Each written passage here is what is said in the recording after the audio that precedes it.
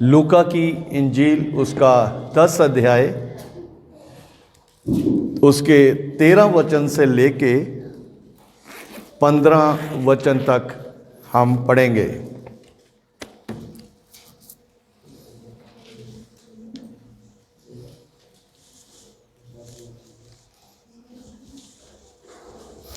बेटा ये हरी वाली देना।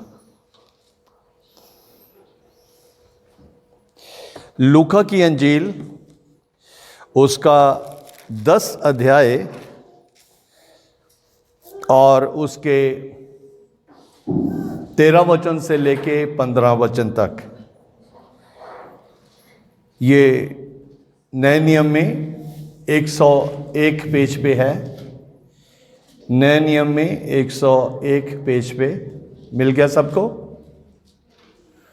अगर किसी को नहीं मिला तो आप आपस में एक दूसरे की सहायता करें ताकि वचन जो है वो सबको मिल जाए। मिल गया? लूका की इंजील उसका 10 अध्याय उसके 13 वचन से लेके 15 वचन तक इस तरह से लिखा है। हाय खुराजीन, हाय बैतसदा, जो समर्थ के कार्य तुम में किए गए यदि वे सूर और सैदा में किए जाते तो टाट ओढ़कर और राख में बैठकर वे कब से मन फिराते, परंतु न्याय के दिन तुम्हारी दशा से सूर और सैदा की दशा अधिक सहन योग्य होगी। और हे कफरनहूम, तू स्वर्ग तक ऊंचा किया जाएगा, तू तो अधोलोक तक नीचे जाएगा। हालेलुया। परमेश्वर अपने वचन के पढ़े जाने पर आशीष दे। ध्यान से सुने। ये हफ्ते के बाद आपने बड़ी मेहनत के साथ, बड़े समर्पण के साथ 1 घंटा या 1.5 घंटा निकाला है। इस समय में बच्चों की ओर ज़्यादा ध्यान दे के इस समय को अपने हाथों से ना खो दें। हालेलुया। बच्चे पूरा हफ्ता आपके साथ रहेंगे और ये जो समय वचन हमें सुनने को मिल रहा है ये हफ्ते के बाद ही आएगा। हालेलुया। मैं विश्वास करता हूं कि आप सब लोग अपने अपने मोबाइल पर ऑनलाइन जो रोज़ आपके पास वचन पहुंचता है उसको सुनते हैं और आशीष पाते हैं। सब सुन रहे हैं? कितने लोग ऑनलाइन वचन को सुनते हैं? हालेलुया। प्रभु आप सबको बहुत बहुत आशीष दे।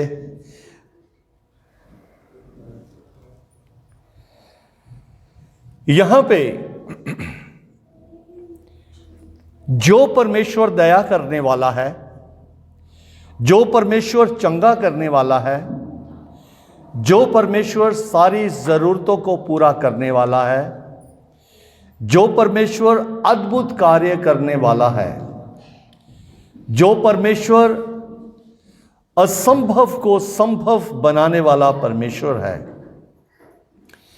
उस परमेश्वर की एक और खूबी, एक और खासियत यह है कि वो अफसोस करने वाला भी परमेश्वर है। वो अफसोस भी करता है। अफसोस का मतलब कुछ लोग इस तरह से कह सकते हैं कि ये जो हाय शब्द है इसको श्राप के उसके लिए भी कुछ लोग विचार कर सकते हैं, लेकिन आज के दिन हम इस शब्द को इस तरह से देखेंगे कि परमेश्वर अफसोस कर रहा है। परमेश्वर अफसोस कर रहा है उन 3 शहरों के लिए, उन 3 समूहों के लिए, उन 3 प्रकार के लोगों के लिए जिनके जीवन में परमेश्वर ने बहुत ज्यादा कार्य किया है। और वो कौन कौन सी जगहें हैं, ये 13 वचन में लिखा है। हाय खुराजीन, खुराजीन एक जगह का नाम है। हाय बैतसदा, बैतसदा एक दूसरी जगह का नाम है। हे कफरनहूम, ये तीसरी जगह का नाम है जो कि 15 वचन में हमें मिलता है। इन 3 जगहों में, इन 3 शहरों में, इन 3 जगहों के रहने वाले लोगों के जीवनों में परमेश्वर ने बहुत बड़े बड़े कार्य किए हैं। इतने बड़े बड़े कार्य किए हैं जिसकी कभी उन्होंने कल्पना भी नहीं की थी। उन लोगों के जीवनों में कार्य करने के बाद परमेश्वर यहां पे परेशान हो रहा है। परमेश्वर कैसे परेशान होता है? क्योंकि उन जगहों पर परमेश्वर ने बहुत ही सामर्थ के कार्य किए हैं। सामर्थ के कार्य का अर्थ यह है कि जो पूरी तरह से असंभव काम हो, वो परमेश्वर ने यहां पे किए हैं। परमेश्वर ने 5000 लोगों को खिलाया और उसके बाद 12 टोकरियां बच गई। 5000 पुरुष ही थे, पुरुषों की ही गिनती है, बच्चों की और महिलाओं की गिनती नहीं है। यह अद्भुत कार्य परमेश्वर ने इन शहरों में किया था।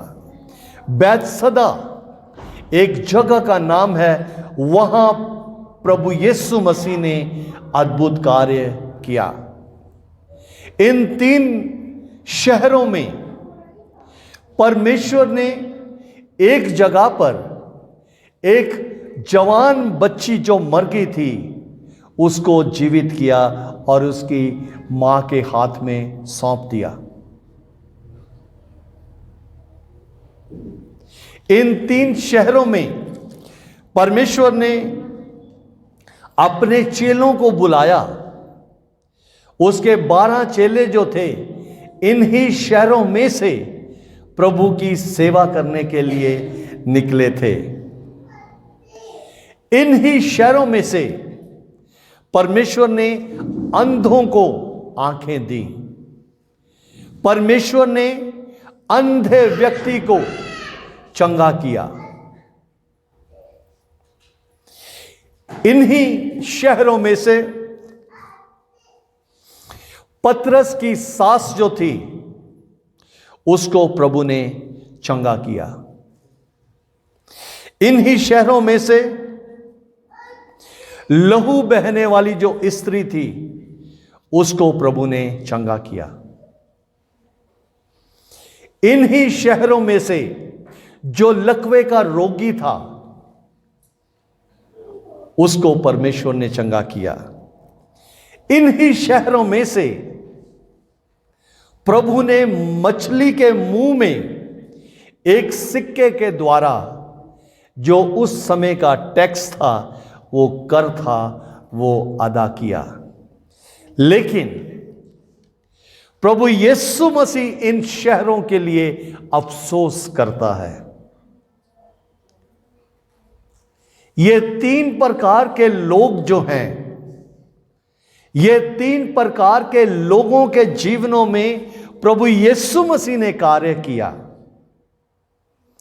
उन तीनों कैटेगरी के लोग जो हैं, क्या हम तो नहीं उसकी गिनती में आते?